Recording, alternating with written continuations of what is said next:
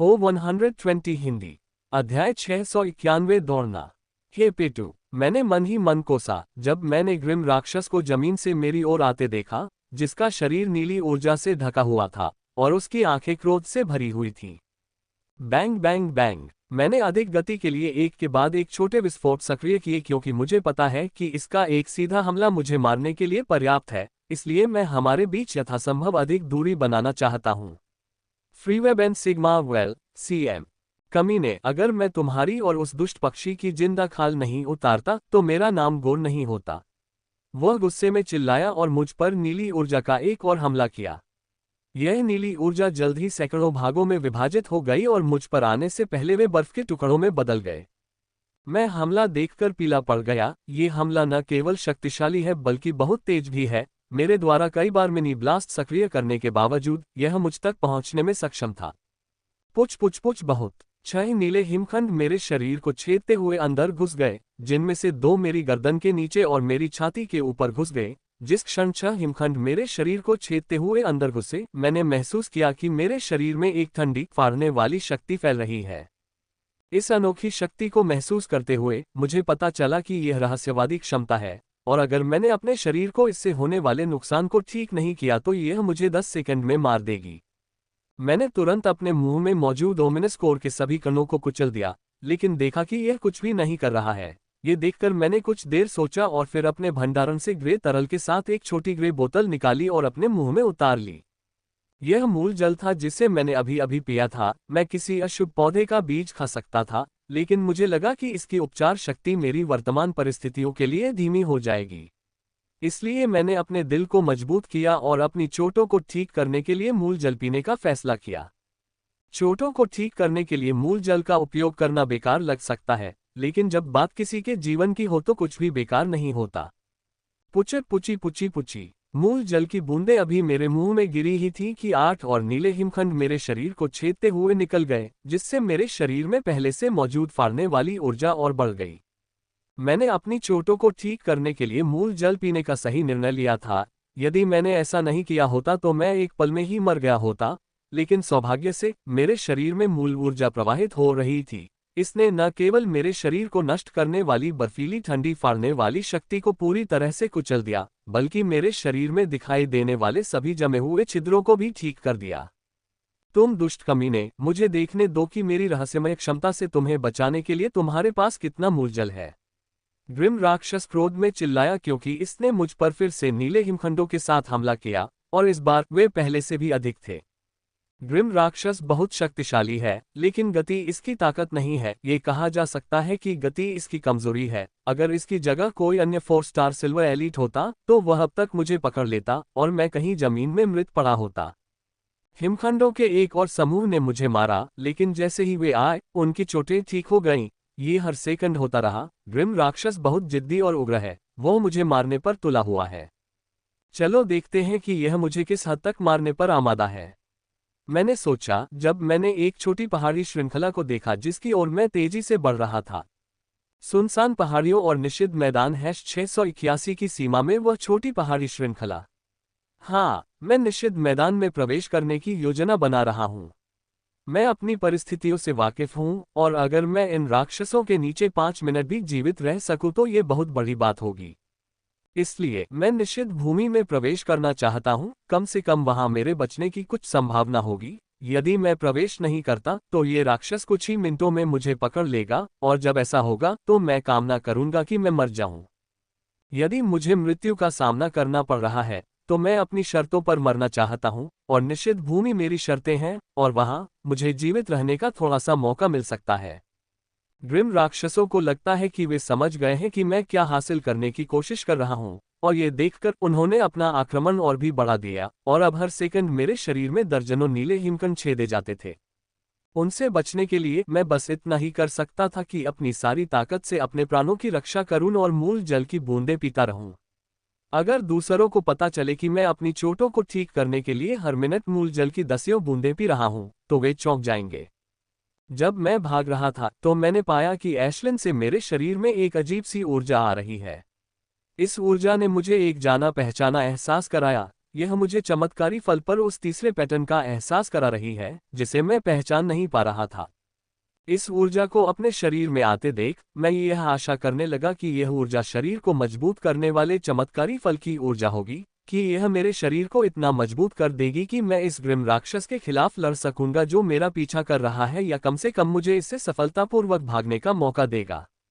लेकिन दुर्भाग्यवश ऐसा कुछ नहीं हुआ। ऊर्जा केवल एक बार मेरे शरीर में प्रवाहित हुई और फिर गायब हो गई। ऐसा लगा जैसे किसी ने उसे खा लिया हो। माइकल को यह नहीं मालूम था कि उसने जो मजाक किया था वह बहुत निकट भविष्य में, जब उसे उस ऊर्जा के प्रभाव के बारे में पता चलेगा, तो वह हैरान रह जाएगा। मरो कमीने, उद्धरण चिन्ह। दूसरा, मैं हर पल अधिक से अधिक घायल होता जा रहा था। ग्रिम राक्षस मुझ पर पागलों की तरह हमला कर रहे थे और मैं केवल उनसे बच सकता था, क्योंकि मुझे पता था कि अगर सिंगल आइसिकल भी मेरे महत्वपूर्ण स्थान पर हिट करने में सक्षम था तो यह मेरे लिए खेल खत्म हो जाएगा। यहाँ तक कि ओरिजिनल वाटर के लिए भी मुझे बचाना बहुत मुश्किल होगा। जल्द ही मैं उस पहाड़ी श्रृंखला पर पहुंच गया जो लोनली हिल्स और फॉरबिडन ग्राउंड को अलग करती है। जब मैंने आगे देखा तो मुझे भूरे रंग की एक अंतहीन पट्टी दिखाई दी। भूरे रंग के अलावा शायद ही कुछ और हो। पेड़ सूखा और भूरा लग रहा था, लेकिन अगर कोई उन्हें करीब से देखे तो उसे पता चलेगा कि भूरे रंग की लकड़ी बहुत सख्त है, यहाँ तक कि कुछ धातुओं से भी सख्त। वहाँ और भी बहुत सी चीजें हैं, लेकिन वे सब धूसर रंग की हैं। ऐसा लगता है जैसे भूमि पर मृत्यु हो गई हो। जब मैं पहाड़ियों से गुजर रहा था तो मैंने मनुष्यों और ग्रिम राक्षसों दोनों को सीमा पर घूमते देखा, लेकिन मैंने उनके शरीर भी देखे जो धीरे धीरे भूरे रंग में बदल रहे थे। मुझे नहीं लगा कि मैं सीमा तक पहुंच गया हूं, इसके बजाय मैं अंदर घुस गया, क्योंकि राक्षस अभी भी मेरा पीछा कर रहे थे। लेकिन जल्द ही मैंने पाया कि मुझ पर हमला बंद हो गया था। जब मैंने पीछे देखा तो मैंने ग्रिम मॉन्स्टर की एक छोटी सी छाया को निषिद्ध भूमि की सीमा पर खड़ा देखा। शेर, मैं थोड़ा ज्यादा गहराई में प्रवेश कर गया हूं। मैंने बुदबुदाया और सीमा की ओर वापस जाने ही वाला था कि मैंने अपने शरीर से होकर गुजरने वाली हवा के हल्के झोंके को महसूस किया, और ऐसा होते ही मेरे शरीर में ऊर्जा का संचार धीमा और धीमा होने लगा, यहाँ तक कि मैं अपने आप को तैरने के लिए पर्याप्त ऊर्जा भी संचारित करने में सक्षम नहीं था। नीचे गिर रहा हूं, और सबसे बुरी बात यह है कि मुझ में इतनी ऊर्जा नहीं है कि मैं खुद को इस गड्ढे में गिरने से रोक सकूं। मेरे भौतिक शरीर में बहुत ताकत थी और इस परिदृश्य से बाहर निकलना मेरे लिए ज्यादा समस्या नहीं होती, लेकिन जब से मैंने निषिद्ध भूमि में प्रवेश किया है मेरी सारी ताकत खत्म हो गई है, और मुझे ऐसा लग रहा है कि मैं वही सामान्य व्यक्ति बन गया हूं जो मैं 3 साल पहले था। मुझे गिरते हुए 1 मिनट हो गया था, लेकिन मैं अभी तक अंत तक नहीं पहुंचा था। रास्ते में मैंने किसी चीज को पकड़ने की कोशिश की थी जो भी मेरे हाथ लग सकता था, लेकिन मैं एक बार भी सफल नहीं हुआ था। जैसे जैसे मैं और नीचे जा रहा था मुझे अपने आसपास दमन बढ़ता हुआ महसूस होने लगा। यह महसूस करके मैं पीला पड़ गया।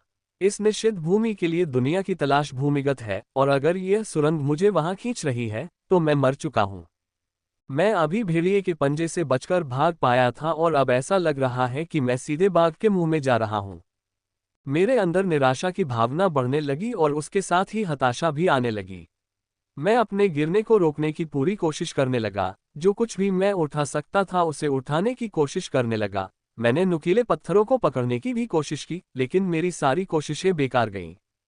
मेरे गिरने की गति बहुत अधिक थी और मुझ में जो ऊर्जा थी उससे मैं किसी भी चट्टान को पकड़ नहीं सका। मैंने एशलिन को फोन करने की भी कोशिश की, लेकिन वह गहरी नींद में लग रही थी। मेरी कॉल उसके कानों में नहीं पड़ी। Bang bang bang. समय बीतता गया और मैं और भी गहरे पानी में गिरने लगा, रास्ते में सैकड़ों चट्टानों और दूसरी चीजों से टकराता हुआ। मैं सिर्फ यही कर सकता था कि अपने सिर की रक्षा करूं और अपने अंदर मौजूद मूल जल से अपनी चोटों को ठीक करूं। यह अच्छा हुआ कि मैंने इस सुरंग में गिरने से पहले मूल जल पी लिया, अन्यथा मैं इतनी अधिक चोटों के कारण मर जाता। हिलाना। अचानक मेरा शरीर अनियंत्रित रूप से कांपने लगा और मेरी पीठ ठंडे पसीने से भीग गई। तभी मुझे वह परिचित अनुभूति फिर से महसूस हुई, और इस बार वह अनुभूति पहले से भी अधिक थी। मैंने तुरंत अपनी इंद्रियों को अपने शरीर में फैलाया और देखा कि चमकती हुई ग्रे ऊर्जा का आकार 3 गुना बढ़ गया था, और अब यह मेरे शरीर को और भी अधिक तीव्र गति से नष्ट कर रही थी। और सबसे बुरी बात यह थी कि बैंगनी ग्रे ऊर्जा, जिसकी उपचार गति ग्रे ऊर्जा की चोट पहुंचाने की गति से थोड़ी ही अधिक थी, पूरी तरह से अप्रभावी हो गई थी। ग्रे ऊर्जा की क्षति ने मूल जल की उपचार गति को पार कर लिया था, जिसे मैंने पिया था, और अब मेरे पास जीने के लिए 10 सेकंड से भी कम समय बचा है। मैं स्पष्ट रूप से देख सकता था कि मेरा शरीर दृश्य गति से ग्रे हो रहा है। मृत्यु के अंतिम क्षणों में मैं उन चीजों के बारे में तरह तरह की भावनाओं और पछतावे का अनुभव कर रहा था जिन्हें मैं अब और नहीं कर पाऊंगा। ऐसी कई चीजें हैं जो मैं करना चाहता था और कई ऊंचाइयों तक मुझे पहुंचना है, लेकिन अब उन चीजों को करना असंभव होगा। मैं निराशा में डूबा हुआ था जब मुझे सुरंग के अंत में एक चमकती हुई रोशनी दिखाई दी, और इससे पहले कि मैं कुछ समझ पाता, मुझे बाहर फेंक दिया गया। जैसे ही मैं सुरंग से बाहर आया, मुझे एक के बाद एक कई परिचित खतरे की अनुभूतियां हुई। उस समय मुझे पता चला कि मुझ पर अधिक से अधिक ग्रे ऊर्जाओं द्वारा हमला किया जा रहा है, और मैंने देखा कि मेरा शरीर पूरी तरह से ग्रे हो रहा है। उस क्षण मुझे पता चल गया कि मेरे पास जीने के लिए 2 सेकंड से भी कम समय बचा है, और मैं मृत्यु को स्वीकार करने के लिए तैयार था, क्योंकि यदि मैं अनिच्छुक भी रहूं तो भी मैं कुछ नहीं कर सकता। इसलिए क्यों न स्वेच्छा से मरूं ताकि मैं भूत न बन जाऊं, मैंने मृत्यु से पहले मजाक में कहा था। छप धप FREOMEGA ये विचार मेरे मन में पनप रहे थे जब मैं पानी में गिर पड़ा। पानी बहुत उथला था और अगले ही पल में एक बहुत कठोर चीज से टकरा गया, जिससे मेरे शरीर की कई हड्डियां टूट गईं, जिनमें मेरा सिर भी शामिल था। मैंने भी उस पानी को कई घूंट पिया जिसमें मैं गिर गया था। पानी में कोई स्वाद नहीं था, सिवाय इसके कि यह बहुत ताज़ा था, जो अपने आप में एक टेस्ट था। यह दुनिया की सबसे स्वादिष्ट चीज की तरह स्वाद था। मैंने अपना मुंह खोला और कई घूंट पी लिया। इससे पहले कि मौत मुझे ले जाए, मैं कुछ और स्वाद लेना चाहता था। मैं मरा नहीं हूं। ये वह विचार है जो मेरे मन में कुछ समय बाद आया, जब जिस मृत्यु का मैं इंतजार कर रहा था वह नहीं आई। मैंने अचानक अपनी आंखें खोली और अपने जीवन का सबसे सुंदर और डरावना दृश्य देखा। मैं विशाल गुफा में हूँ। ये गुफा बहुत बड़ी है, दसियों किलोमीटर चौड़ी है, चारों ओर बहुरंगी क्रिस्टलों से लदी हुई है, और गुफा के केंद्र में एक विश्व चीर है, एक विश्व टीम जो सैकड़ों मीटर लंबी लग रही थी। मुझसे दसियों किलोमीटर दूर होने के बावजूद मैं उस आंसू को दूसरी तरफ से देख सकता था। ये टिमटिमाता हुआ अंधेरा है। यह इतना सुंदर लेकिन भयावह दृश्य है कि अंधेरे को देखते ही मेरी आत्मा अनियंत्रित रूप से कांप उठी। वह अंधकार, वह शून्य होना चाहिए जो हमारी दुनिया के बाहर विद्यमान है, ये जितना वर्णित है उससे कहीं अधिक भयानक है। जब मैंने आंसू को देखा तो मैंने पाया कि आंसू संपूर्ण नहीं है। आंसू के भीतर सैकड़ों नहीं बल्कि हजारों छोटी छोटी पारदर्शी परतें हैं। विश्व परत पूरी तरह से खुली नहीं थी। अगर यह एकदम सही आंसू होता तो उस समय का निश्चित क्षेत्र हजारों गुना बड़ा होता। वे परतें शून्य से आने वाली ब्रह्मांडीय ऊर्जा को छान रही हैं। अगर यह शुद्ध ब्रह्मांडीय ऊर्जा होती तो मैं बहुत पहले ही धूल में बदल चुका होता। जब मैंने इधर उधर देखा तो मुझे एक और चीरा दिखाई दिया, लेकिन बड़े चीरे से अलग। ये बहुत छोटा है, सिर्फ दसियों मीटर लंबा है, और यह जानी पहचानी डार्क एनर्जी छोड़ रहा है। मुझे दोबारा सोचने की जरूरत नहीं पड़ी कि वह ऊर्जा क्या है। ये डार्क ऊर्जा है जिसका उपयोग ग्रिम राक्षस करते हैं, लेकिन ये बहुत अधिक मोटी होती है। जब मैं उस काले आंसू को देख रहा था तो मैंने पाया कि मुझे हर कुछ मिनट में एक जाना पहचाना सा खतरा महसूस हो रहा है, लेकिन मुझे कुछ नहीं हो रहा है। सिर्फ इतना ही नहीं, मेरे शरीर में जो भी चोटें थीं वे भी गायब हो गई हैं। मैं बिल्कुल ठीक हालत में हूँ। अरे बाप रे! उद्धरण चिन्ह। मैंने जल्दी से अपने अंदर देखा, और जो मैंने वहां देखा उससे मैं बुरी तरह डर गई और मुझे झटका भी लगा, और मैं डर के मारे चिल्लाने से खुद को रोक नहीं सकी। मेरे अंदर बहुत अधिक मात्रा में चमकती हुई ग्रे ऊर्जा प्रवाहित हो रही है। ये पहले की तुलना में कम से कम 20 गुना अधिक है। यह मुझे हर सेकंड इतना नुकसान पहुंचा रही है कि मेरी जान ले सकती है। मैं हर सेकंड अपनी त्वचा पर गहरे भूरे रंग की झलकें उभरती हुई देख सकता था, जो गायब हो जाती थीं और फिर प्रकट हो जाती थीं। चमकदार ग्रे ऊर्जा के अलावा मेरे शरीर में एक और ऊर्जा दूधिया सफेद ऊर्जा है। यह मेरे शरीर की सभी चोटों को ठीक कर देती है जैसे ही वे दिखाई देती हैं, लेकिन किसी अजीब कारण से ये ग्रे ऊर्जा के निकट नहीं पहुंचती या उसे छू नहीं पाती। ये कहा जा सकता है कि दो ऊर्जाएं एक साथ विद्यमान हैं, एक मेरे शरीर को नुकसान पहुंचा रही है जबकि दूसरी उपचार कर रही है। जहां तक इस बात का प्रश्न है कि ये दूधिया सफेद ऊर्जा कहां से आ रही है, मुझे इसके बारे में सोचने की आवश्यकता नहीं पड़ी, क्योंकि मैं इसके अंदर बैठा हुआ था। मैं दूधिया सफेद तरल की उथली झील में बैठा हूं, और अगर मैं गलत नहीं हूं तो ये दूधिया सफेद तरल बहुत ही उच्च श्रेणी का मूल जल है। यहां तक कि बैंगनी ग्रेड का मूल जल भी इसकी तुलना में कुछ नहीं है। अब जा सकता हूं। उद्धरण चिन्ह। मैंने उत्साह से जोर से कहा और इस खतरनाक जगह को दूधिया रोशनी में छोड़ते हुए मूल ऊर्जा से अपनी चोटों को ठीक करने का सपना देखने लगा। लेकिन जब मैंने ऊपर देखा तो मेरी सारी उम्मीदें धराशायी हो गईं। ये गुफा बहुत बड़ी और ऊंची है और अगर मैं इस गुफा से बाहर निकलना चाहता हूं तो मुझे उस छेद से होकर जाना होगा। वह छेद बहुत ऊंचा है और यह इतना ऊंचा है कि अपने चरम पर भी मैं स्विर्लिंग आर्मर के इस्तेमाल के बिना इतनी ऊंचाई तक नहीं कूद पाऊंगा, और अब तो और भी कम, जहां मैं मुश्किल से अपना मन प्रसारित कर पा रहा हूं। लेकिन छेद तक पहुंचने से पहले एक और बड़ी समस्या है। ऊपर ग्रे ऊर्जा का एक हल्का बादल मंडरा रहा है, इसलिए छेद में प्रवेश करने से पहले मुझे उस बादल से गुजरना होगा और मेरी गति तेज होनी चाहिए, और यदि यह धीमी है तो मेरे पास बहुत अधिक ग्रे ऊर्जा होगी, यहाँ तक कि मुझे नहीं पता कि दूधी या सफेद ऊर्जा इसे संभालने में सक्षम होगी या नहीं। लानत है। उद्धरण चिन्ह। मैं अपने विचारों में व्यस्त था जब मुझे अत्यधिक खतरे का एहसास हुआ, लेकिन इससे पहले कि मैं कुछ और कर पाता, मैंने महसूस किया कि मेरे शरीर से भूरे रंग की हवा का एक झोंका गुजर रहा है, जिससे मैं जोर से कोसने लगा। मेरे शरीर में पहले से ही बहुत अधिक ग्रे ऊर्जा थी, इसके साथ ही यह और भी बढ़ गई थी। मैं बता सकता था कि ग्रे ऊर्जा मेरे शरीर की सहनशक्ति की सीमा तक पहुंच रही है। एक बार जब ये सीमा तक पहुंच जाएगी तो यह मुझे सीधे धूल में बदल देगी, बिना दूध या सफेद ऊर्जा को मेरी किसी भी चोट को ठीक करने का कोई मौका दिए।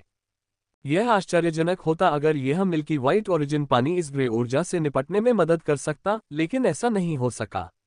ये ग्रे ऊर्जा फिल्टर की गई कॉस्मिक ऊर्जा है, जो संभवतः वह घटक है जिसने इस मिल्की व्हाइट ओरिजिन पानी को ग्रिम राक्षसों की डार्क एनर्जी के साथ बनाया है। यही कारण है कि यह इसे एक खतरा नहीं मानता और इसके साथ सह अस्तित्व में रहता है।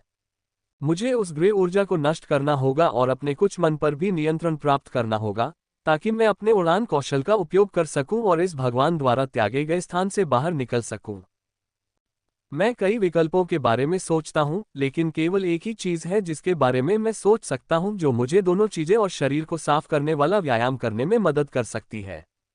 मुझे नहीं पता कि ग्रे ऊर्जा मेरे शरीर में विलीन हो जाएगी या जब मैं मेजर क्लीनिंग तक पहुंचूंगा तो ये पिघल जाएगी, या चमत्कारी फल ऊर्जा इसे या अन्य चीजों को खाने में सक्षम होगी, लेकिन यह मेरे पास एकमात्र विकल्प है। मुझे उम्मीद है कि यह काम करेगा, और यह काफी अच्छा होगा। यदि मैं लेफ्टिनेंट स्तर के शिखर तक पहुंच सकूं तो ये भी अच्छा होगा। गल्प गल्प गल्प। मेरे दिमाग में एक योजना बनने के बाद मैंने उस पर अमल करने में कोई समय बर्बाद नहीं किया। मैं नीचे झुका और मिल्की वाइल्ड ओरिजिन पानी पीना शुरू कर दिया। अगर दूसरे लोग देखेंगे कि मैं क्या कर रहा हूं, तो वे कहेंगे कि मैं कीमती संसाधनों को बर्बाद कर रहा हूं, और मैं भी इससे सहमत हूं, लेकिन मेरे पास ऐसा करने के अलावा कोई विकल्प नहीं है। मैंने ओरिजिन वाटर तब तक पिया जब तक मुझे ऐसा नहीं लगा कि मेरा शरीर अपनी सीमा तक पहुंच गया है। इतना ज्यादा ओरिजिन वाटर पीने के बाद मुझे लगा कि मेरा शरीर फट जाएगा। यह अच्छी बात है कि मैं ऐसी चीज जानता हूं जो ऊर्जा जलाने में बहुत अच्छी है। मैंने बॉडी क्लीनिंग एक्सरसाइज करना शुरू किया और इसके साथ ही मैंने सुप्रीम कॉम्बैट एक्सरसाइज भी शुरू कर दी, हालांकि सर्कुलेशन धीमा होगा।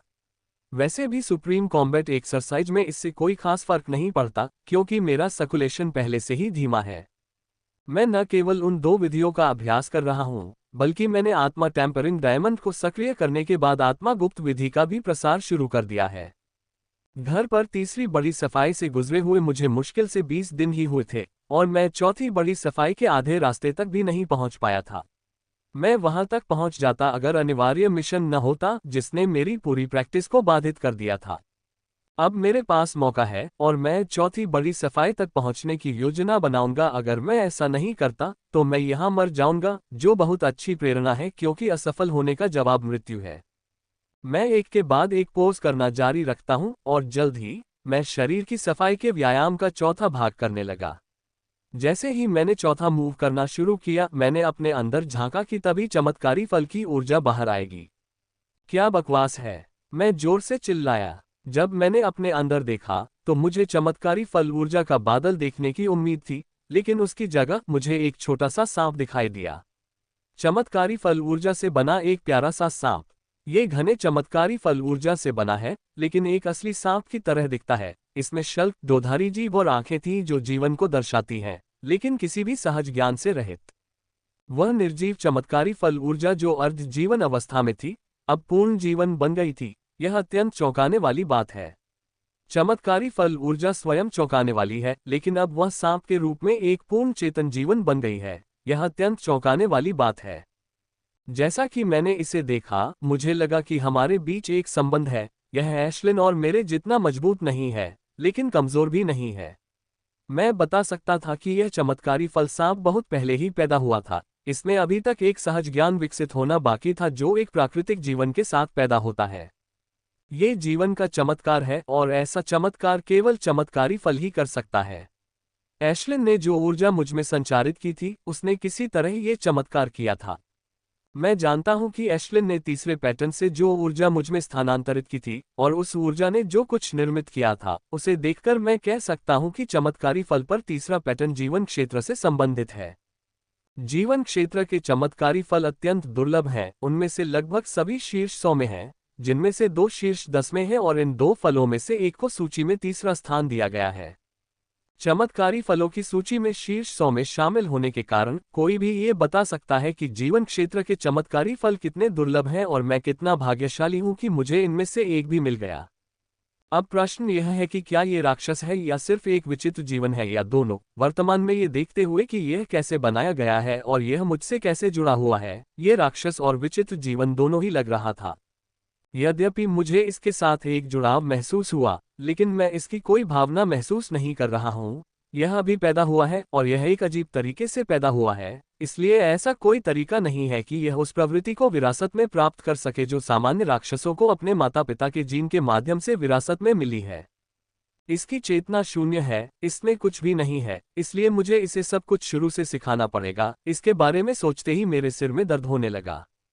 अगर मैं अपने अपार्टमेंट की सुरक्षा में होता तो ये बहुत रोमांचक होता, लेकिन मैं नहीं हूं। मैं महाद्वीप के सबसे खतरनाक स्थानों में से एक में हूं, लेकिन अब मेरे पास इसे बुनियादी सहज ज्ञान सिखाने के अलावा कोई विकल्प नहीं है। इसलिए यह मुझे उस विशाल ग्रे ऊर्जा से निपटने में मदद कर सकता है जो मुझे धूल में मिलाने की कोशिश कर रही है। अपने कनेक्शन पर ध्यान केंद्रित किया और उसे खाने के लिए पास की ऊर्जा की ओर बढ़ने का आदेश दिया, लेकिन उसने ऐसा किया, वह बस अपनी जगह पर स्थिर पड़ा रहा। मुझे लगा कि मैंने शायद सही नहीं कहा। मैंने फिर से कोशिश की, लेकिन परिणाम वही थे। मैंने बार बार कोशिश की, लेकिन परिणाम वही थे। इस तरह की प्रतिक्रिया देखकर मुझे पता चल गया कि मेरा तरीका गलत था। मैं मान रहा हूं कि यह एक सामान्य राक्षस की तरह है जिसे जन्म से ही वृत्ति विरासत में मिली है। अगर मैं इसे हटाना चाहता हूं तो मुझे एक अलग तरीका आजमाना होगा और जल्दी करना होगा क्योंकि मेरे पास समय कम होता जा रहा है। समय बीतता गया और मैंने कई अलग अलग तरीके आजमाए, लेकिन मैंने जो भी प्रयास किया, मैं उसे आगे नहीं बढ़ा सका। मेरे पास कोई उपाय नहीं बचा है, क्योंकि मैंने जो भी तरीके आजमाए हैं वे सभी विफल हो गए हैं और अब मेरे पास केवल एक ही तरीका बचा है और यदि यह भी काम नहीं आया, तो मुझे नहीं पता कि मैं क्या करूंगा। मैंने उसके लिए अपना दिमाग खोल दिया और उसके सामने मौजूद ऊर्जा को खाने का दृश्य बनाया और साथ ही यह भी दृश्य बनाया कि उसका स्वाद कैसा होगा और उसे इससे क्या आनंद मिलेगा। चूंकि मैंने उसके लिए अपना दिमाग खोल दिया था, इसलिए वह सीधे महसूस कर सकता था कि मैं क्या बताने की कोशिश कर रहा हूं। मेरे द्वारा पूर्ण संवेदी प्रतिक्रिया दिए जाने के बावजूद ये स्थिर रहा और मैं इस विचार को छोड़ने ही वाला था कि यह थोड़ा सा हिला। ये देखकर कि मैंने अपने मन में दृश्य को और भी स्पष्ट कर दिया और इसकी गति तेज हो गई और जल्द ही ये हरे रंग की ऊर्जा के एक छोटे बादल तक पहुंच गया। ये छोटा ऊर्जा बादल औषधीय ऊर्जा से बना है। सांप बहुत छोटा है और इसकी आभा बहुत कमजोर है। मैं इसे शक्तिशाली ऊर्जा नहीं देना चाहता और इसे विस्फोट नहीं करना चाहता, इसलिए मैंने पहले इसे अपने शरीर में मौजूद सबसे स्थिर ऊर्जा खिलाने की कोशिश की। वह औषधीय ऊर्जा तक पहुंच गया और अपना मुंह खोला, जैसा मैंने कल्पना की थी, और उसने औषधीय ऊर्जा के कुछ कण खा लिए। मैंने अपने मुंह में उन हरे कणों का स्वाद महसूस करना शुरू कर दिया। चूंकि हम जुड़े हुए हैं, इसलिए वह वही महसूस कर रहा है जो मैं महसूस कर रहा हूं, और मैं वही महसूस कर रहा हूं जो वह महसूस कर रहा है, और अब मैं इसके माध्यम से औषधीय ऊर्जा का स्वाद महसूस कर रहा हूं। निजी स्टेज /उद्धरण चिन्ह।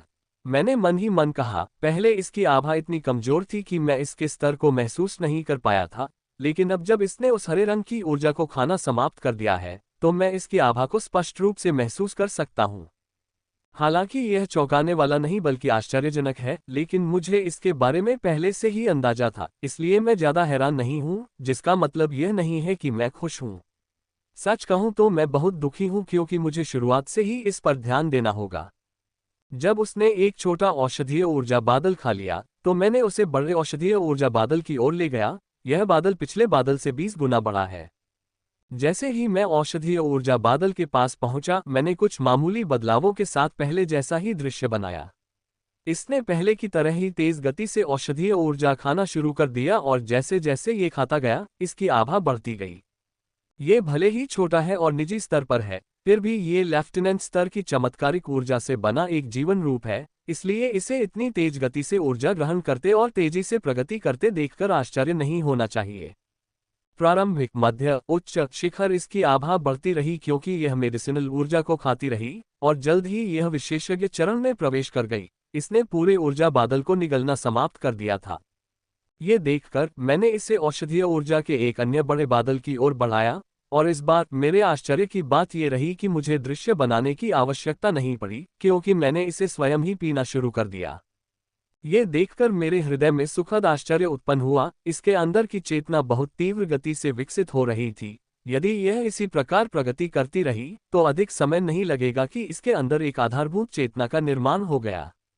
वह अधिक से अधिक ऊर्जा खाता रहा और इतनी प्रगति करता रहा कि मेरा सिर भी घूम गया। उसने न केवल अपने स्तर में बल्कि अपने आकार में भी प्रगति की थी। अब वह इतना बड़ा हो गया था कि मैं उसे देख सकता था। इसके शरीर का अधिकांश भाग क्रीम रंग का है, लेकिन लगभग 40% बैंगनी है। वह बैंगनी भाग वह उत्परिवर्तन है जिससे पिछली ऊर्जा गुजरी थी और यह सुस्त गति से बढ़ रहा है। चमत्कारी फल ऊर्जा में उत्परिवर्तन शुरू हुए कई महीने हो चुके हैं, लेकिन अभी तक ये समाप्त नहीं हुआ है। उत्परिवर्तन को बढ़ने के लिए मजबूत पौष्टिक ऊर्जा की आवश्यकता होती है। सामान्य ऊर्जा कोई मदद नहीं करती है। समय बीतता गया और उसकी प्रगति जारी रही। छोटे सांप ने आखिरकार मेरे शरीर में मौजूद सभी औषधि ऊर्जा और अन्य विविध ऊर्जाओं को खा लिया, जिससे वह साजंत अवस्था के शिखर पर पहुंच गया। अब मेरे शरीर में केवल 2 ऊर्जाएं बची हैं, एक चमकदार ग्रे ऊर्जा जो मुझे हर सेकंड घायल कर रही है, जबकि दूसरी दूधिया सफेद ऊर्जा है। अब मुझे सांप को खाने के लिए ले जाना होगा, या तो चमकदार ग्रे ऊर्जा या दूधिया सफेद ऊर्जा, और निश्चित रूप से मैं चमकदार ग्रे ऊर्जा का चयन करने जा रहा हूं। मैंने समय बर्बाद नहीं किया और सांप को चमकदार ग्रे ऊर्जा के विशाल पिंड की ओर निर्देशित किया, जो एक उग्र नदी की तरह मेरे पूरे शरीर में प्रवाहित हो गया। मैंने सांप को उग्र ग्रे नदी की ओर निर्देशित किया। पास जाकर उसने अपना मुंह खोला और नदी से ग्रे ऊर्जा को खा लिया, और उसने वैसा ही किया। मैंने पाया कि ग्रे ऊर्जा उसके शरीर में फैल रही थी, जिससे उसका आभामंडल कमजोर हो रहा था। लानत है। फ्र ए अवेब ए द ओवल सीएम। मैं ये देखकर खुद को कोसने से नहीं रोक सका और तुरंत उसे दूधिया सफेद ऊर्जा की ओर ले गया, लेकिन मैं थोड़ा देर से पहुंचा क्योंकि जब तक वह दूधिया सफेद ऊर्जा तक पहुंचा तब तक उसकी आभा शिखर से मध्य साजन तक गिर चुकी थी। ये देखकर मैं सिहर उठी, लेकिन मैंने पछतावे में कोई समय बर्बाद नहीं किया। इसके बजाय मैंने उसे निर्देश दिया कि वह जितना हो सके उतनी दूधिया सफेद ऊर्जा खाए, ताकि वह चुपचाप खा सके। जैसे ही उसने खाना शुरू किया, दूधिया सफेद ऊर्जा ने तुरंत नियंत्रण कर लिया और उसका आभामंडल स्थिर होने लगा। फिर वह फिर से ऊपर उठने लगा। उसके शरीर में अभी भी ग्रे ऊर्जा है, लेकिन वह दूधिया सफेद ऊर्जा के नीचे दबा हुआ था, जो उसे होने वाले नुकसान को नुकसान पहुंचाने की तुलना में तेजी से ठीक कर रहा है। वह मिल्की वाइल एनर्जी को पीता रहा और जल्द ही वह साजन स्टेज के शिखर पर पहुंच गया और फिर मास्टर स्टेज पर पहुंच गया। मैंने पहले तो इस पर ध्यान नहीं दिया क्योंकि मैंने सांप को मिल्की वाइल एनर्जी की गहराई में दबा दिया था, लेकिन जैसे जैसे समय बीतता गया मैंने उसके खाने की गति को नोटिस करना शुरू कर दिया, जो दृश्यमान दर से बढ़ रही थी। जब मैंने इसे दूधिया सफेद ऊर्जा की नदी से वापस बुलाया तो मैंने देखा कि इसका उत्परिवर्तन आगे बढ़ चुका था, और यह बहुत तेजी से आगे बढ़ा क्योंकि थोड़े ही समय में उत्परिवर्तन में 20% की वृद्धि हो गई थी। समय बीतता गया और सांप आगे बढ़ता गया और उसके साथ ही उसका उत्परिवर्तन भी। जब वह अंततः लेफ्टिनेंट स्टेज से बाहर निकला तो उत्परिवर्तन पहले ही 90% से ऊपर पहुंच चुका था और बिना रुके आगे बढ़ता रहा। मैं ये सोचे बिना नहीं रह सकता कि जब इसका उत्परिवर्तन पूरा हो जाएगा तो क्या होगा। मैं वास्तव में आशा करता हूं कि यह ग्रे ऊर्जा को निगलने में सक्षम हो जाएगा, जिससे यह मेरी तरह दूधिया सफेद ऊर्जा की मदद से अपने शरीर के अंदर दबा रहा है। चमत्कारी फल ऊर्जा सांप ने जल्द ही दूधिया सफेद ऊर्जा को पीना जारी रखा। ये लेफ्टिनेंट चरण के मध्य चरण में प्रवेश करना शुरू कर दिया, जो कि मैं हूं, और साथ ही इसके शरीर ने सफलता के साथ उज्ज्वल बैंगनी चमकना शुरू कर दिया। इसने अपना उत्परिवर्तन भी पूरा कर लिया था। मैं ये सोचकर खुशी से झूम रहा था कि शायद मैं ग्रे ऊर्जा से छुटकारा पा लूंगा और पीक लेफ्टिनेंट स्तर या उससे ऊपर तक पहुंच जाऊंगा। तभी मुझे अत्यधिक खतरा महसूस हुआ और अगले ही पल ग्रे ऊर्जा की मात्रा अचानक बढ़ गई। मेरा शरीर ग्रे ऊर्जा को संभालने की सीमा तक पहुंच गया है। यदि थोड़ी भी ग्रे ऊर्जा मेरे शरीर में प्रवेश कर गई तो मैं सीधे धूल में मिल जाऊंगा, यहां तक कि एक भी हड्डी या मांस भी नहीं बचेगा। मेरा शरीर ग्रे ऊर्जा की उस सीमा तक पहुंच चुका है जिसे वह संभाल सकता है। अगर ग्रे ऊर्जा में थोड़ी सी भी वृद्धि हुई तो मैं सीधे विलुप्त हो जाऊंगा, मुझे चीखने का भी मौका नहीं मिलेगा। अपनी स्थिति देखकर मैं पीला पड़ गया और सचमुच कांपने लगा, क्योंकि चौथे प्रमुख शुद्धिकरण तक पहुंचने में अभी काफी समय है, जो मुझे इस ग्रे ऊर्जा से कुछ राहत दे सकता है। मैं तब निराश हो गया जब मैंने देखा कि बैंगनी रंग की चमक सांप को ठंडक पहुंचा रही है और उसका शुद्ध बैंगनी शरीर और भी अधिक स्पष्ट हो गया है, और अब वह स्पष्ट रूप से एक असली बच्चे सांप की तरह दिख रहा है। Free omega abnormal CM हॉन्फना। अचानक मुझे कुछ महसूस हुआ और मेरे मुंह से खुशी की एक आह निकल पड़ी जब मैंने सांप को ग्रे ऊर्जा की उग्र नदी की ओर निर्देशित किया। इस सांप ने अभी अभी अपना उत्परिवर्तन पूरा किया था और ग्रे ऊर्जा को खाने की क्षमता प्राप्त की थी। मुझे उम्मीद थी कि इसे ऐसी क्षमता मिलेगी, लेकिन अब तक जिस तरह से सब कुछ खराब चल रहा है, उसे देखते हुए मुझे नहीं लगता कि ऐसा कुछ होगा, लेकिन ऐसा हुआ है। जल्द ही सांप ग्रे ऊर्जा की उग्र नदी तक पहुंच गया और उसे खाना शुरू कर दिया। इसकी गति उस समय की तुलना में धीमी थी जब वह दूधिया सफेद ऊर्जा खा रहा था और मुझे इसके बारे में थोड़ा दुख हुआ, लेकिन मैं क्या कर सकता था। वह ग्रे खाने में सक्षम हो गया था जितना मैंने उम्मीद की थी उससे कहीं ज्यादा। वह ऊर्जा खाता रहा और जैसे जैसे वह खाता रहा वह आगे बढ़ता रहा, और जब मैंने उसकी प्रगति की गति देखी तो मैं थोड़ा हैरान हुआ, क्योंकि कम ग्रे ऊर्जा खाने के बावजूद उसकी प्रगति की गति दूधिया सफेद ऊर्जा खाने की तुलना में 5-3 गुना अधिक थी। मैं ये देखकर बहुत खुश हूं क्योंकि प्रत्येक सफलता के साथ खाने की गति भी थोड़ी थोड़ी बढ़ जाएगी।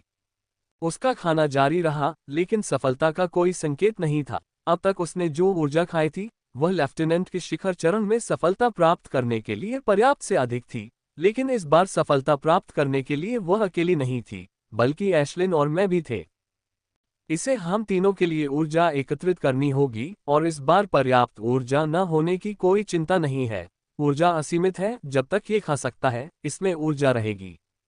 समय बीतता गया और जल्द ही इसने इतनी ऊर्जा एकत्र कर ली कि यह हम सभी को अपने स्तर पर ले जा सकता था।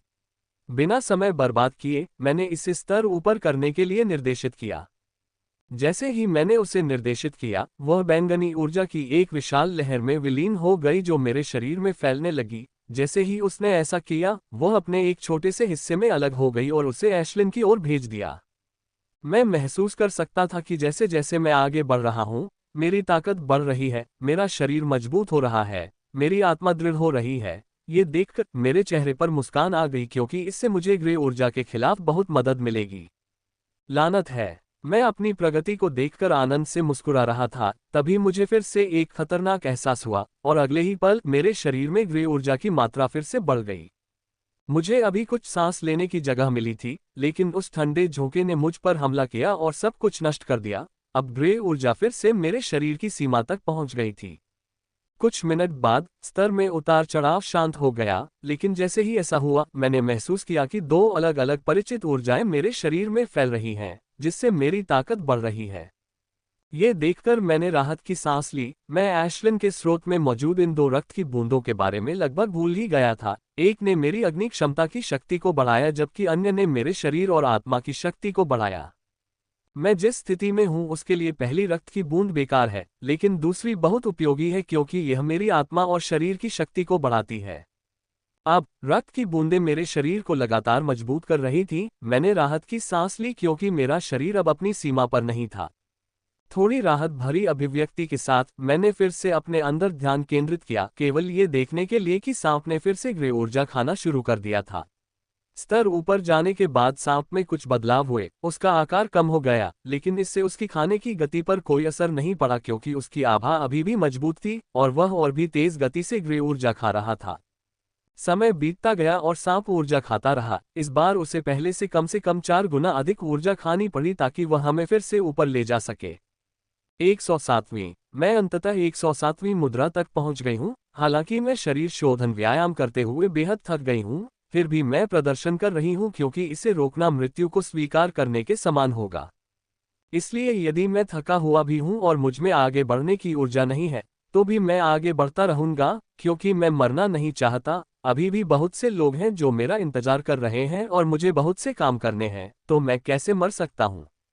इसके साथ ही मैं प्रदर्शन जारी रखूंगा, 108वें तक पहुंचने की पूरी कोशिश करूंगा ताकि मैं चौथी बड़ी सफाई प्रक्रिया से गुजर सकूं। इससे मेरे बचने की संभावना काफी बढ़ जाएगी।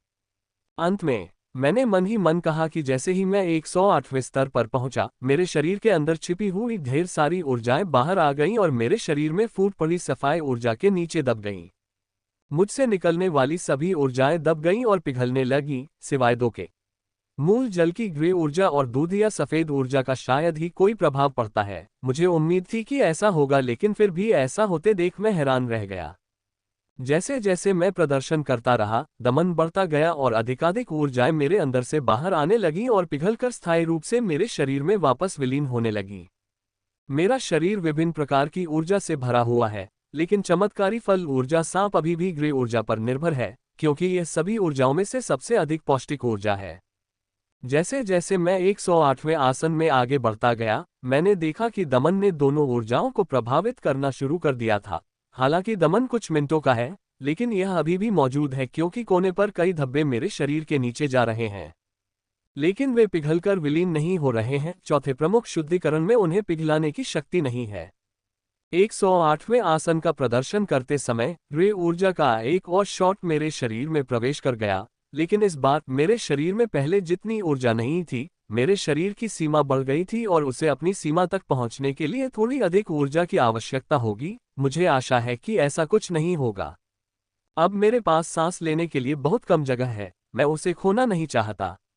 मुझे यह महसूस करना अच्छा नहीं लगता कि मेरी जिंदगी एक नाजुक धागे से लटकी हुई है। जब तक मैं 108वें आसन के अंत तक पहुंचा, सांप ने कैप्टन चरण तक पहुंचने के लिए पर्याप्त ऊर्जा एकत्र कर ली थी, लेकिन मैंने स्तर बढ़ाने की पहल नहीं की। इसके बजाय मैंने सांप को और अधिक ऊर्जा खाने के लिए निर्देशित किया। मैं लेफ्टिनेंट स्टेज के शिखर पर हूं और टोटेम आर्टिफैक्ट तैयार करने का यह मेरा आखिरी मौका है। अगर मैं टोटेम आर्टिफैक्ट तैयार किए बिना लेवल अप करता हूं, तो टोटेम बीज नष्ट हो जाएगा और मुझे लॉर्ड स्टेज तक लेवल अप करने पर नया बीज बनने तक इंतजार करना होगा।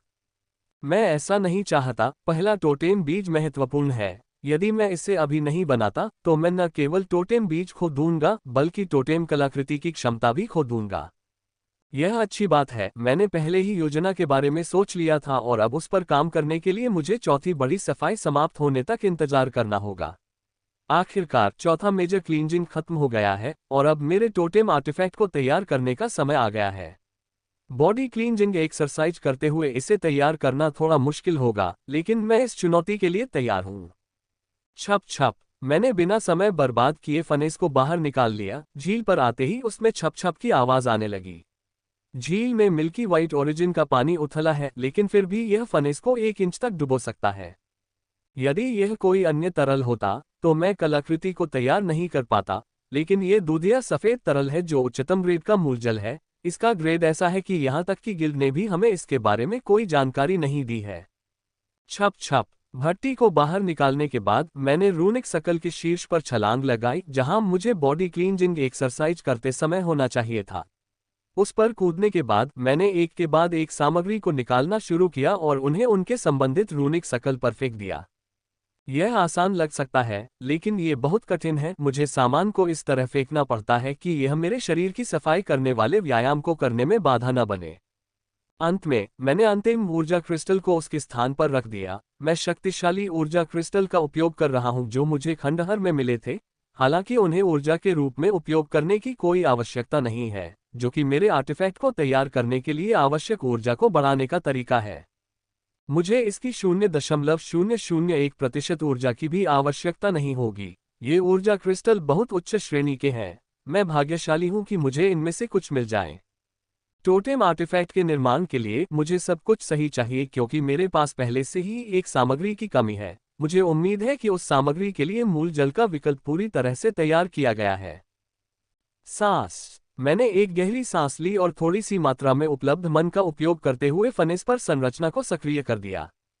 संरचना जगमगा उठी और जल्द ही शिल्पकला शुरू हो गई, और मेरे आश्चर्य की बात यह थी कि यह बहुत तेज थी। मुझे नहीं पता कि यह इसके चारों ओर मौजूद मूल जल के कारण है या मैं जिस स्थान पर हूँ उसके कारण। मैं खुश हूँ कि यह तेजी से चल रहा है। आमतौर पर कलाकृति तैयार करने में 8 से 10 घंटे लगते हैं, लेकिन जिस गति से यह काम हो रहा है मुझे लगता है कि यह प्रक्रिया 3 से 4 घंटे में पूरी हो जाएगी। भट्ठी पर रखी सामग्री एक एक करके पिघलने लगी। मैं देख सकता था कि प्रत्येक सामग्री पिघलने के साथ साथ मूल जल से भी पिघल रही थी। मूल जल न केवल सामग्री को बेहतर ढंग से पिघलाने में मदद कर रहा था, बल्कि यह सामग्री में मौजूद सभी अशुद्धियों को हटाने में भी मदद कर रहा था।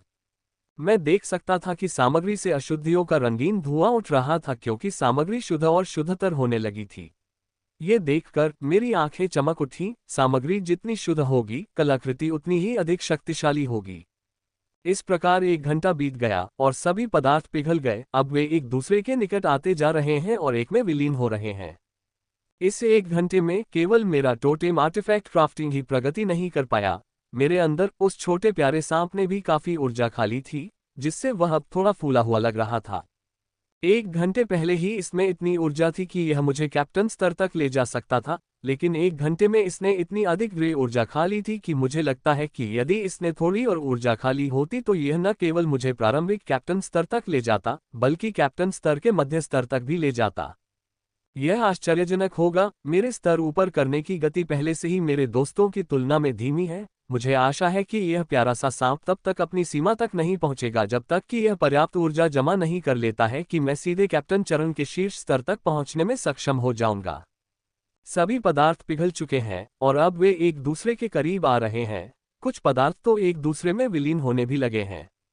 मैं अपना टोटेम बीज निकालना चाहता था क्योंकि मुझे इसे शुरू में ही निकाल लेना चाहिए था, लेकिन मैंने इंतजार करने का निर्णय लिया। टोटेम बीज बहुत नाजुक होता है, मैं नहीं चाहता कि इसे कुछ हो जाए, इसलिए मैंने इसे तब तक पकड़े रखा जब तक कि सभी सामग्रियां एक साथ नहीं मिल गईं।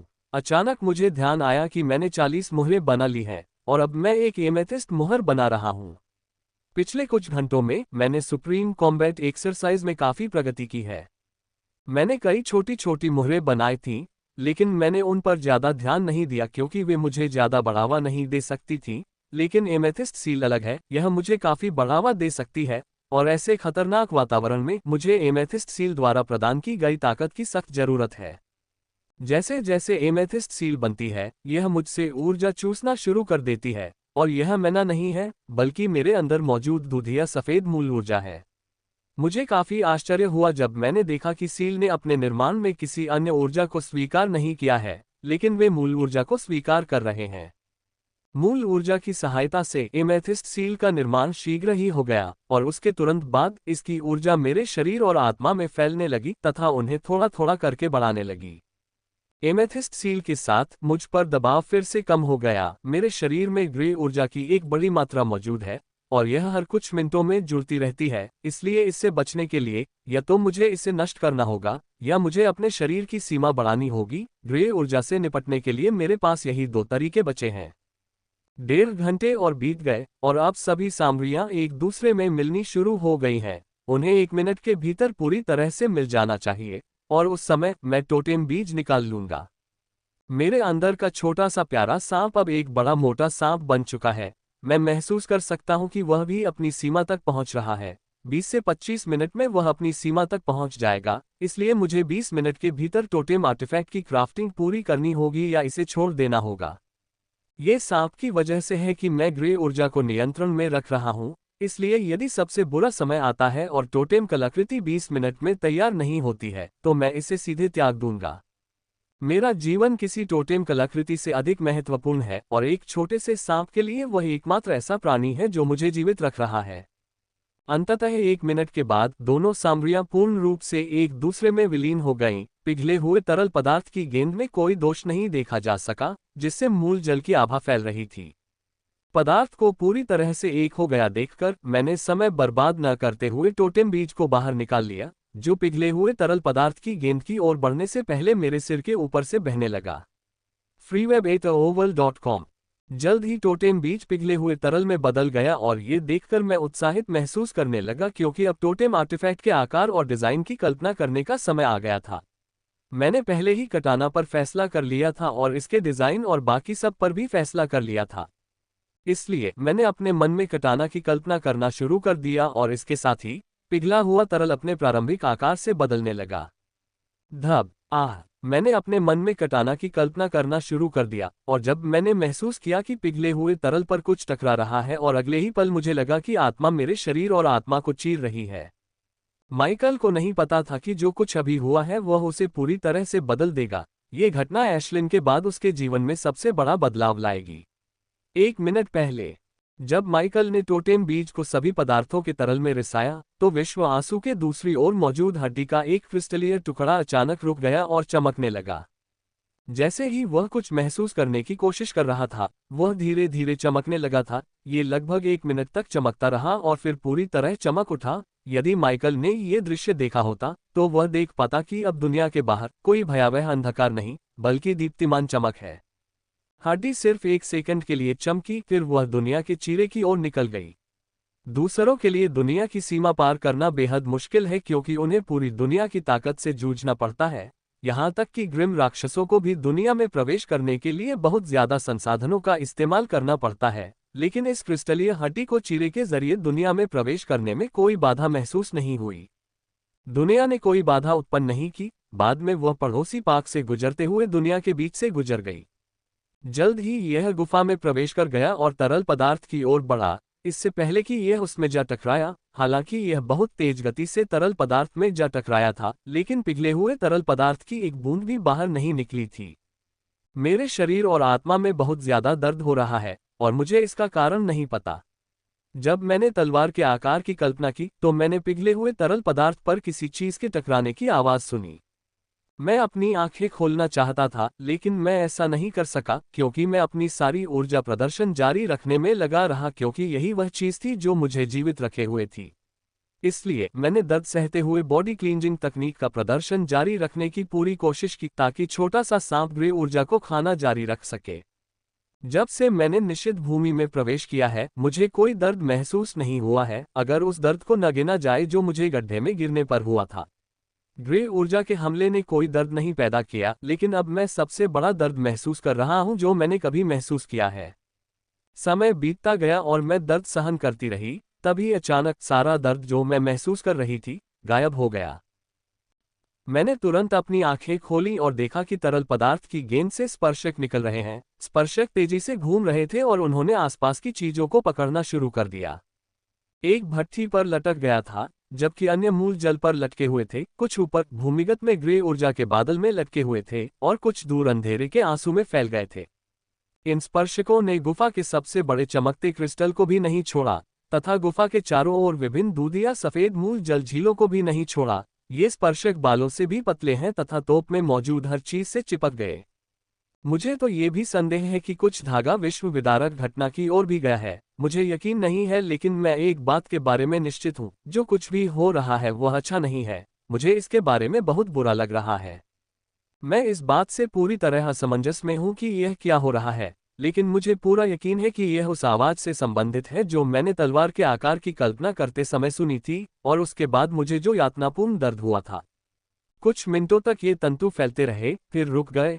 अब जिस स्थान पर सिर के आकार का तरल पदार्थ का गोला था, वह अब अंगूठे के आकार का तरल पदार्थ का गोला बन गया था, जिसके आर पार सैकड़ों तंतु फैल रहे थे।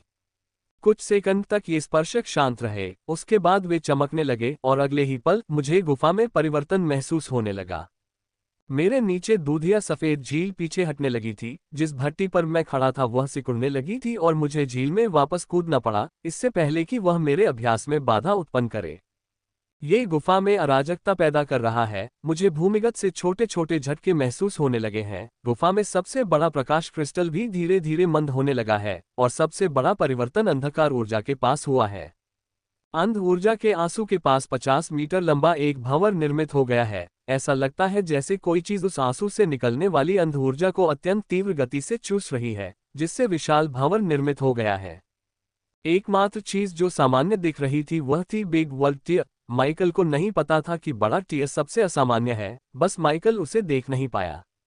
मैं कोई बेवकूफ नहीं हूं जो यह नहीं समझ पाऊं कि क्या हो रहा है, लेकिन समझ लेने का मतलब यह नहीं है कि मैं इससे खुश हूं। गुफा की हालत पहले से ही बहुत नाजुक है और अब जो कुछ भी मेरे सामने है वह सब कुछ चूसने पर आमादा है। इसने गुफा के नाजुक संतुलन को पूरी तरह से नष्ट कर दिया था। अगर कुछ भी बड़ा हुआ तो मैं ही एकमात्र ऐसा प्राणी हूं जो यहां अपनी जान गंवाएगा। जैसे जैसे समय बीतता गया, अंगूठे के आकार का तरल पदार्थ बड़ा होता गया तथा इसके चारों ओर की हर चीज धुंधली होती गई। दूधिया सफेद मूल जल दृश्यमान गति से पीछे हटता गया। पृथ्वी के हल्के से हिलने और ऊपर बड़े भूरे ऊर्जा बादल के गायब होने का तो जिक्र ही न करें। 2 मिनट बीत गए और स्पर्शकों ने मूल झील का 70% हिस्सा चूसना समाप्त कर दिया था। भट्टी पूरी तरह से गायब हो गई थी, जिसमें उच्च श्रेणी के ऊर्जा क्रिस्टल भी शामिल थे और गुफा में सबसे बड़े क्रिस्टल से प्रकाश भी गायब हो गया। यद्यपि नक्काशी करने वाला यंत्र अभी भी जल रहा है, क्योंकि गुफा में हजारों चमकदार क्रिस्टल हैं, फिर भी विशाल क्रिस्टल के बिना गुफा अभी भी काफी बेजान लगती है। मैं बॉडी क्लीनिंग तकनीक का प्रयोग करते हुए देख रहा था कि मेरे मन में कुछ आया। यह मजबूरी या आदेश या निर्देश की तरह था। ये किसी ऐसी भाषा में नहीं कहा गया था जिसे मैं जानता हूं, लेकिन मैंने इसे स्पष्ट रूप से समझा और इसके साथ ही मेरे शरीर में एक बहुत ही अजीब सी अनुभूति उठने लगी। ये जो भी धातुमय तरल गेंद आई थी, जो अब मेरे आकार से दोगुनी हो गई थी, मुझसे ऊर्जा से भरपूर जड़ी बूटी की दवा मांग रही है और मुझे इसे देना ही होगा, क्योंकि मेरे अंदर भूख की एक अजीब सी भावना जाग उठी थी और ये तेजी से बढ़ रही थी। फिलहाल मैं नियंत्रण में हूं, लेकिन जल्द ही वह अजीब भूख हावी हो जाएगी और अगर मैं उसे वह नहीं दूंगा जो वह चाहती है, तो मैं पूरी तरह से अपना दिमाग खो दूंगा। आखिर ये क्या हो रहा है? मैंने मन ही मन चिल्लाया। मुझे इसके बारे में अच्छा महसूस नहीं हो रहा है। मुझे लगता है कि जो कुछ भी हुआ है वह मेरे लिए बहुत बुरा है, लेकिन सबसे बुरी बात यह है कि मैं कुछ भी नहीं कर सकता। मुझे ऐसा लग रहा है कि अगर मैंने इसके साथ कुछ भी किया तो मेरे आसपास की हर चीज की तरह मुझे भी निगल लिया जाएगा। मैंने आदेश की अनदेखी नहीं की और जैसा कि मैं जानता हूं, मेरे शरीर से उठ रही अजीब भूख की भावना का विरोध करने का कोई तरीका नहीं है, इसलिए मैंने एक के बाद एक जड़ी बूटी फेंकना शुरू कर दिया और ये देखकर कि भावना में कोई बदलाव नहीं हुआ है, मैंने उन्हें थोक में फेंकना शुरू कर दिया। उन्हें बड़ी मात्रा में फेंकने के बाद ही मुझे अजीब भूख की भावना से थोड़ी राहत महसूस हुई, लेकिन राहत बहुत छोटी थी। ये जड़ी बूटियां उसे बहुत कम मात्रा में वह दे रही थी जिसकी उसे जरूरत थी।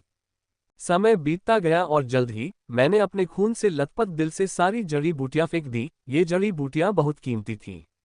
मैंने उनके लिए अपनी जान जोखिम में डाली है, लेकिन अब वे उसकी भूख को शांत करने के लिए पर्याप्त नहीं है, जो हर पल बढ़ती जा रही है क्योंकि मैंने उसे खिलाना बंद कर दिया है।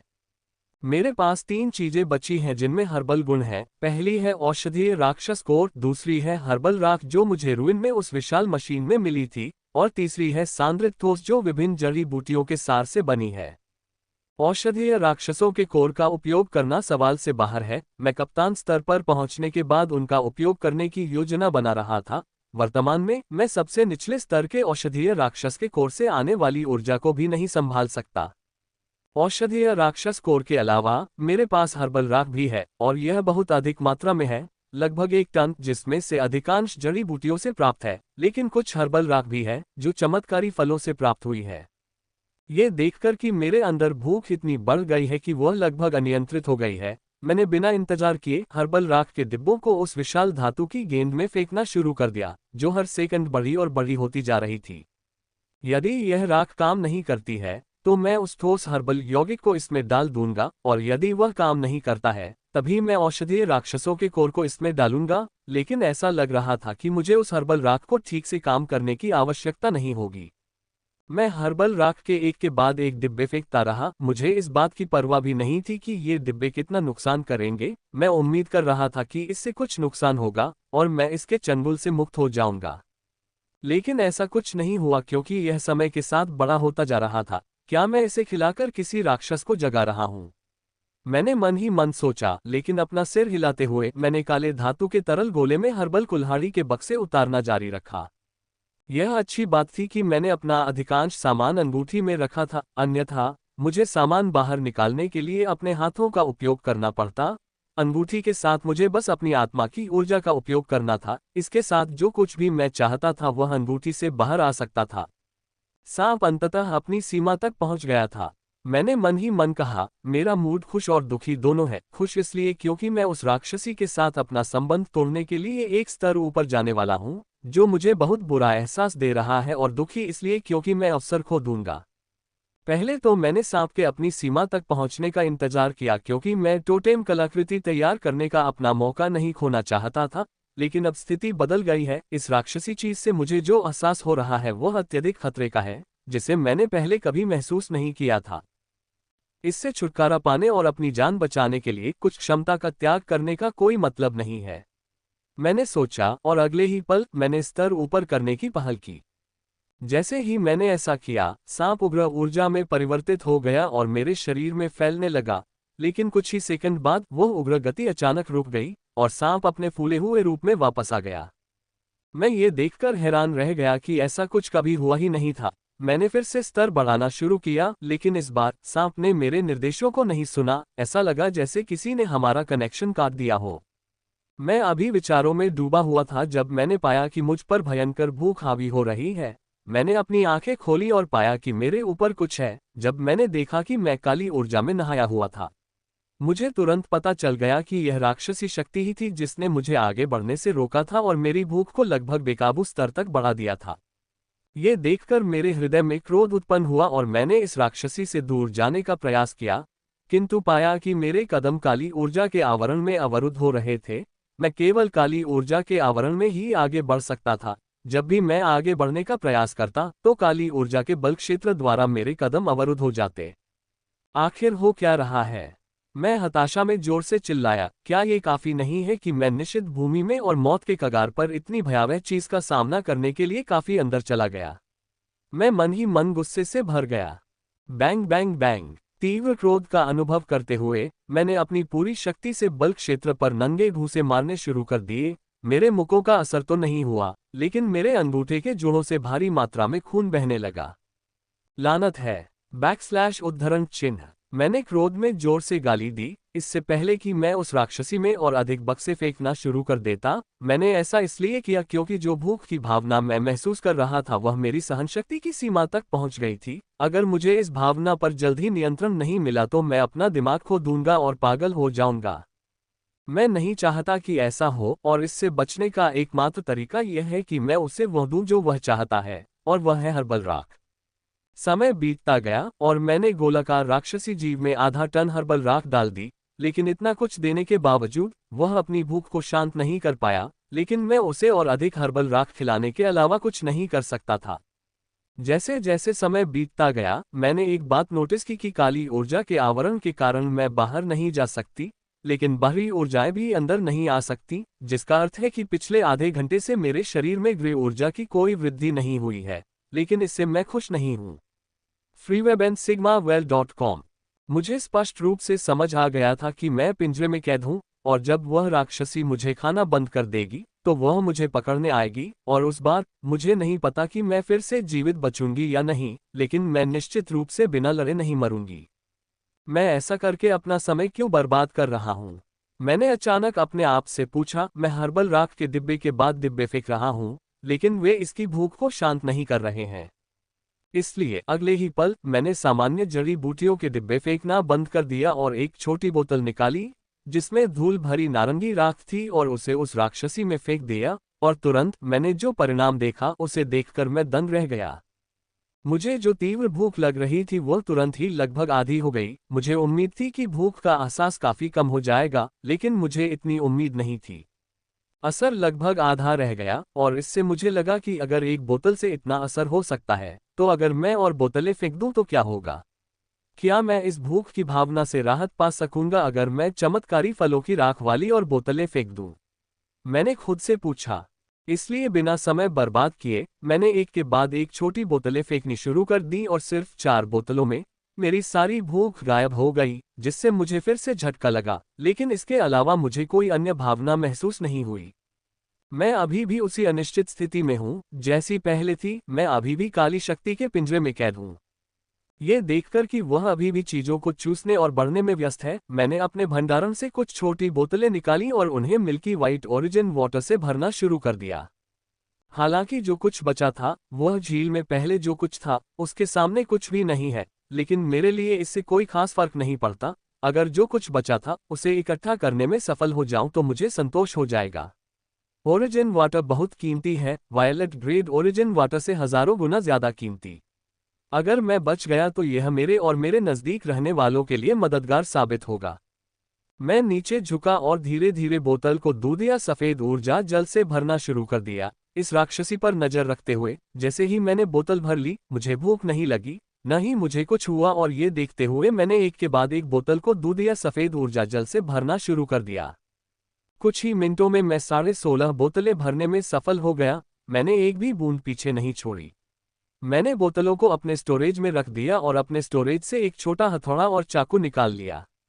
ये हथौड़े और चाकू शीर्ष नाइट ग्रेड टोटेम कलाकृतियां हैं। मैं इनका उपयोग खनन के लिए करने जा रहा हूं। झील की सतह क्रिस्टलीय है। जिस तरह से हमने पाया कि ओरिजिन वेस्ट कीमती है, झील की यह क्रिस्टल सतह भी कीमती है। अगर मैं सही हूं तो इसका मूल्य आसानी से वायलेट ग्रेड ओरिजिन पानी को पार कर गया है, इसलिए मैं यहां बर्बाद कैसे कर सकता हूं। Chip chip. मैंने तुरंत खनन उपकरण के रूप में चाकू और हथौड़ा का उपयोग करना शुरू कर दिया और तुरंत क्रिस्टल खनन करना शुरू कर दिया। अगर मैं अपने चरम पर होता तो मुझे क्रिस्टल खनन करने में कोई समस्या नहीं होती, लेकिन मेरे शरीर में ग्रे एनर्जी के उग्र होने के कारण मैं मुश्किल से औसत साजंत चरण की ताकत जुटा पाता हूं, जो क्रिस्टल खनन के लिए मुश्किल से पर्याप्त है। इतनी ताकत के साथ क्रिस्टल को निकालना बहुत मुश्किल है, लेकिन चूंकि मेरे पास करने के लिए कुछ नहीं है और यह मुफ्त धन है, इसलिए मुझे खनन में कोई समस्या नहीं है। समय बीतता गया और 5 घंटे बीत गए जब से मैंने खनन शुरू किया और काफी मात्रा में क्रिस्टल एकत्र कर लिया था। अगर कोई मेरे भंडारण को देखेगा तो उसे वहां मिल्की वाइट क्रिस्टल का एक बड़ा ढेर मिलेगा। मिल्फ्रेड को छोड़े हुए मुझे करीब 10 घंटे हो चुके थे। जब मैं कल रात को निकला था तो शाम हो चुकी थी और अब सुबह हो चुकी है। मुझे आश्चर्य है कि क्या रेचेल को मेरी चिंता हो रही है। भनभनाना।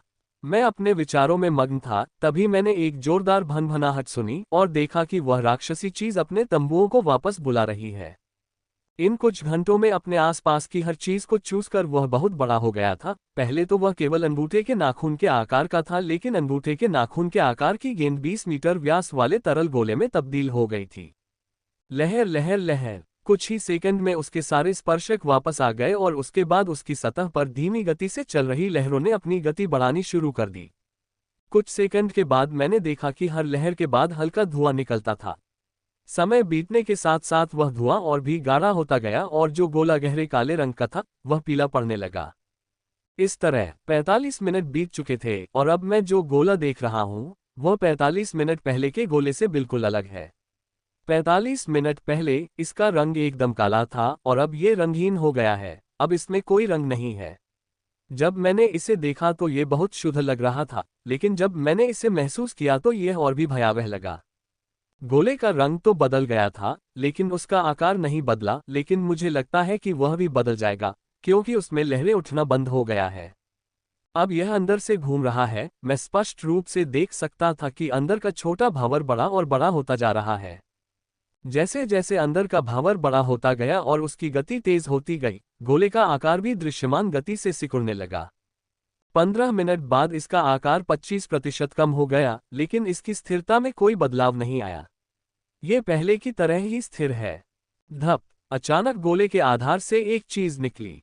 यह मुट्ठी के आकार की थी, अर्धपारदर्शी और हल्की सफेदी लिए हुए। मैंने खुद से पूछा, क्या यह मल त्याग रहा है? यह अशुद्धियां छोड़ रहा है, लेकिन जिस तरह से यह उन्हें छोड़ रहा है उससे ऐसा लग रहा है कि यह मल त्याग रहा है। धप। 1 मिनट भी नहीं बीता था कि उसने पहली अशुद्धि छोड़ी और फिर 1 मिनट बाद ही उसने दूसरी अशुद्धि छोड़ दी। जैसे जैसे समय बीतता गया उसने अर्धपारदर्शी मल के रूप में अशुद्धियां छोड़ना जारी रखा। जब तक इसके अंदर का भावर गायब हुआ तब तक इसने कुल 47 बार मलत्याग किया था और इसके आकार में भारी बदलाव आया था। 20 मीटर के आकार से यह हथेली के आकार का रह गया था, यानी इसका आकार 100 गुना से भी ज्यादा छोटा हो गया था। यदि कोई देखे तो उसे पता चलेगा कि इसमें और 1 घंटे पहले के इसके स्वरूप में कोई अंतर नहीं है। ये वही रंगहीन गोला है जिसकी एकरूपता समान है, इसमें केवल आकार में परिवर्तन हुआ है। मैं आश्चर्यचकित हुए बिना नहीं रह सका और जब मैंने उस गोले को देखा तो मुझे डर भी लगा। इसने बहुत सारी सामग्री को चूसा था। कई झीलों से उच्चतम ग्रेड का मूल जल, फिल्टर की गई ब्रह्मांडीय ऊर्जा, ग्रे ऊर्जा, ग्रिम राक्षसों की डार्क एनर्जी, एक गुफा में सबसे बड़ा क्रिस्टल, और भगवान ही जानता है कि इसने जमीन के नीचे से क्या क्या चूसा था।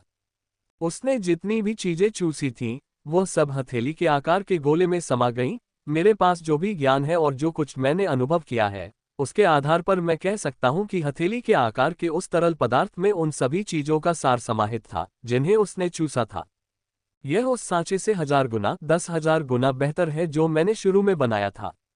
हथेली के आकार की वह चीज 1 मिनट तक शांत रही, उसमें कोई परिवर्तन नहीं हुआ, वह तैरती रही, लेकिन 1 मिनट से अधिक समय बाद उसमें परिवर्तन दिखना शुरू हो गया, और यह परिवर्तन पहले की तरह ही तीव्र था।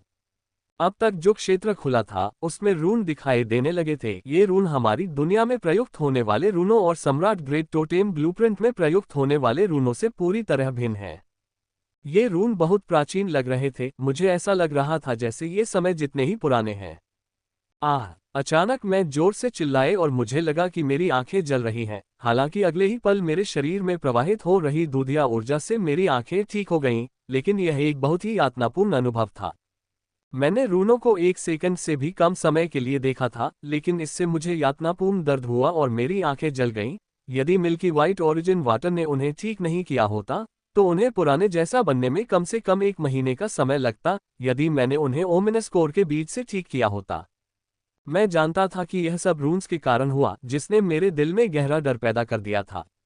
उन रूनों को 1 सेकंड से भी कम समय तक देखने से मेरी आंखें जलने लगीं। मुझे आश्चर्य है कि अगर मैंने उन्हें 1 सेकंड से अधिक समय तक देखा होता तो क्या होता। माइकल को नहीं पता था कि वह सुरक्षा के कारण बच गया। ये रून इतने खतरनाक हैं कि दुनिया का सबसे बड़ा पावर हाउस भी अगर 1 सेकंड के लिए भी रून को देख ले तो जलकर राख हो जाएगा। रून दिखने लगे और एक बहुत ही प्राचीन दिखने वाली संरचना बन गई। मैं देखना नहीं चाहता था, लेकिन फिर भी मैंने इसे देखा। हालांकि इसे देखने से मेरी आंखें जल गईं और मुझे बहुत दर्द हुआ, लेकिन मुझे लगा कि इस तरह की प्राचीन चीज को देखने के लिए ये सब करना उचित था।